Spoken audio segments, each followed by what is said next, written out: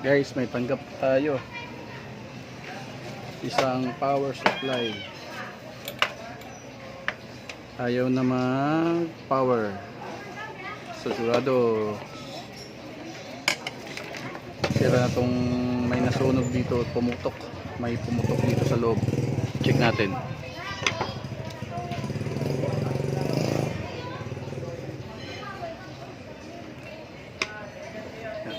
Buksan natin.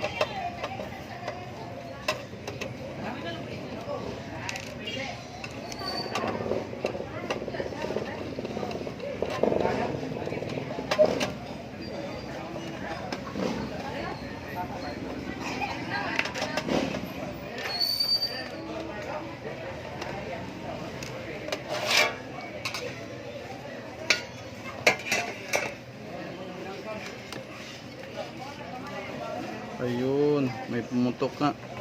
So guys, yung pumutok, kapasitor. Ito yung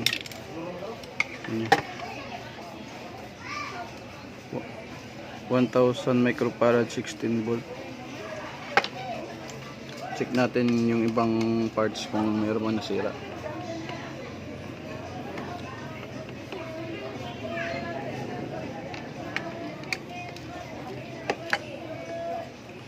Siguro sa sobrang init siguro to. Ganito siguro nangyari sa kanya.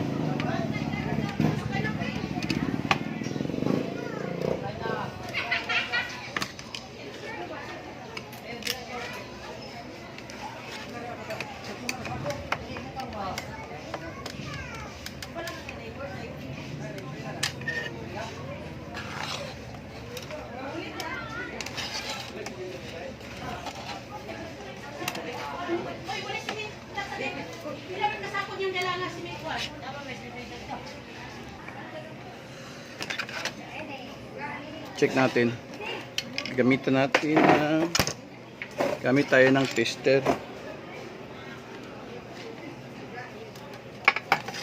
para malaman natin kung saan yung sira o meron pa bang nasira. Ito. Check natin yung diode nya.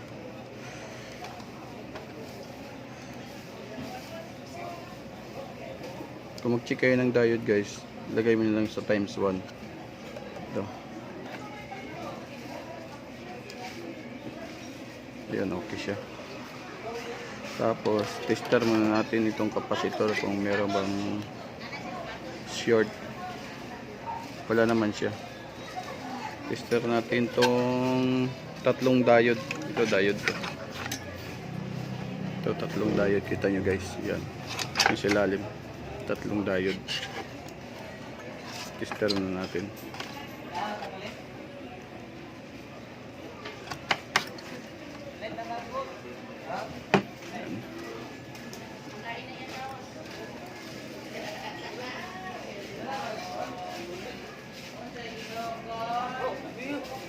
Yan.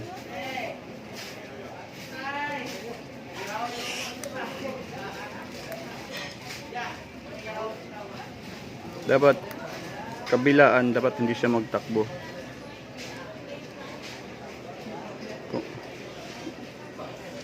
Okay siya guys.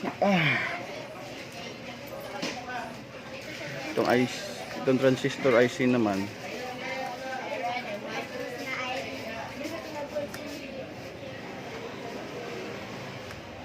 Okay. Okay.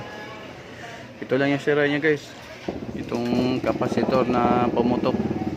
Palitan natin to.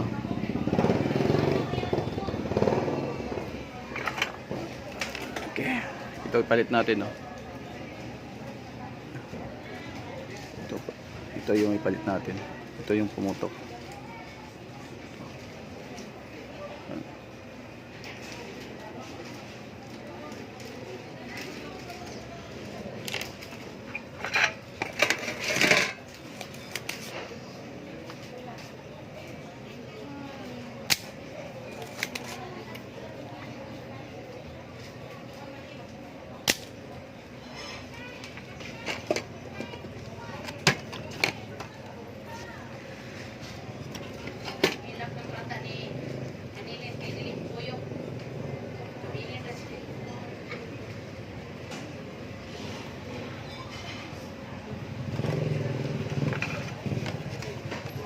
Okay. Ito. Tanggal na guys. Palitan natin to. Yung pumutok na kapasitor. Ingat lang kayo magkabit ng kapasitor guys ah. May ano to. Mayroong positive negative to. Dapat hindi to pwede magkabaliktad. Yung negative sa negative mo ilagay. Sa positive sa positive mo ilagay. Meron namang ano dito eh. Mark. Ito. Malaman mo. Para hindi kayo magkamali.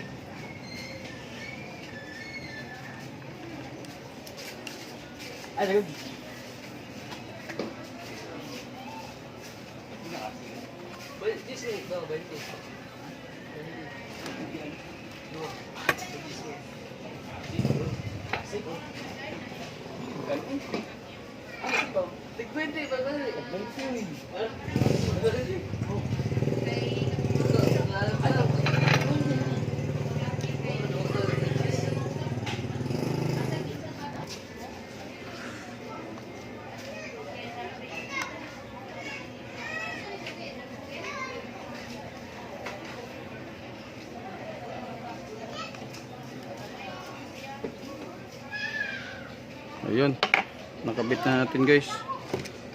Subukan natin. Ingat lang kayo magano dito guys. Para masubukan nyo kung power supply kung umaandar na o hindi. Dito nyo ilagay yung switch. May switch to eh. Secreto. Ito. Yung green at saka kahit yung ground saan mo ilagay basta ground.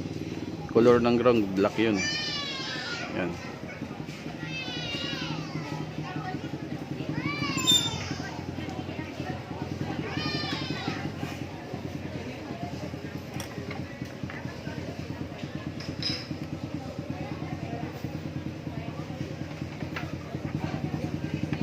Tapos subukan na natin.